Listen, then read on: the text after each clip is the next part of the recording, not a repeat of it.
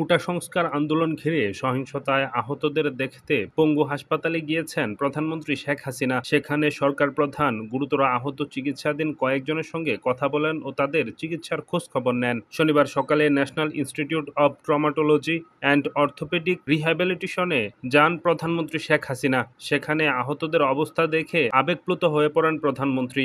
তিনি আহতদের যথাযথ চিকিৎসা নিশ্চিত করতে সব ধরনের সহায়তার আশ্বাস দেন। এই কোটা আন্দোলনকারীদের কমপ্লিট শটডাউন আর তার ফলাফল আজকে এই অবস্থা। সমস্ত দাবি মেনে নেওয়ার পরেও তাদের আর সেই শাটডাউন শেষ হয় না। কী কারণে আমি বুঝি না।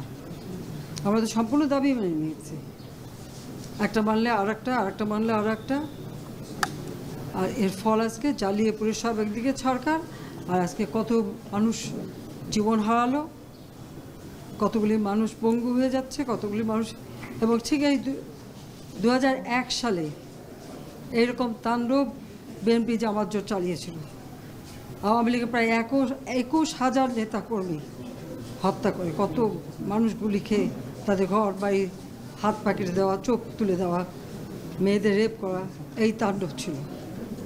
আবার 2013 সালে অগ্নিসন্ত্রাস, 13, 14, 15 আগুন জ্বালানো, সব যে গাড়ির ভিতরে, বাসের ভিতরে মানুষ, সেখানেও আগুন জ্বালানো। 23 সালে সেখানেও সেই তাণ্ডব। আর প্রতিবারই পুলিশের উপরে আঘাত, পুলিশের হত্যা, মানুষ মেরে ঝুলিয়ে রাখা, পুলিশ মেরে ঝুলিয়ে রাখা, গাজীপুরে আমাদের কর্মী মেরে ঝুলিয়ে রাখা। এটা কি ধরনের রাজনীতি আমরা জানি না। যেখানে দাবি করেছে প্রত্যেক দাবি আমরা মেনে নিয়েছি। আর মামলা তো তাদের না, আমার করা প্রজ্ঞাপন হাইকোর্ট বাতিল করে দেয়। সরকার পক্ষ থেকেই তো আমরা আপিল করি এবং ওই হাইকোর্টের সে রায় সেটা স্থগিত করে দেওয়া হয়। তাহলে তো আবার কোটা থেকে যায়। তাহলে আন্দোলনটা কিসের জন্য ছিল?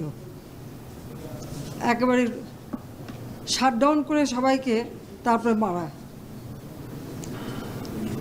যে সমস্ত ঘটনা ঘটেছে আর যেভাবে মানুষগুলি ক্ষতিগ্রস্ত হয়েছে আর যারা মারা গেছে, আমি তাদের আত্মার মাগফিরাত কামনা করি। আর যারা এখন আহত, তাদের সকলের চিকিৎসা সুষ্ঠুভাবে হচ্ছে। আমি আমাদের ডাক্তার, নার্স বা কর্মচারী সকলকে আমি আন্তরিক ধন্যবাদ জানাচ্ছি যে তারা দিন রাত অক্লান্ত পরিশ্রম করেছেন।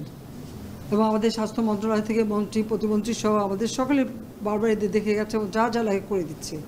আজকে চিকিৎসার জন্য যা যা লাগবে আমরা করে দিচ্ছি। আর যারা পা হারিয়েছে বা হাত হারিয়েছে, আমরা কৃত্রিম পায়ের ব্যবস্থা করে দেব।